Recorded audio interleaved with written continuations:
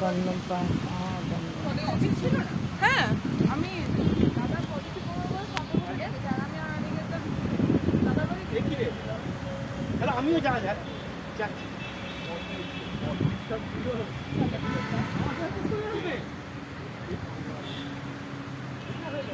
ভীষণ সুন্দর জায়গা, মানে বসে থাকলে মনের আনন্দে আর উঠতে ইচ্ছে করবে না।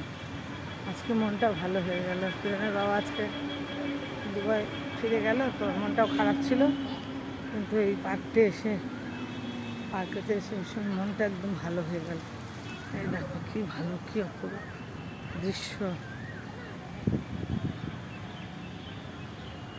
দেখার মতন জায়গা, সুন্দর সুন্দর সুন্দর মেট্রো।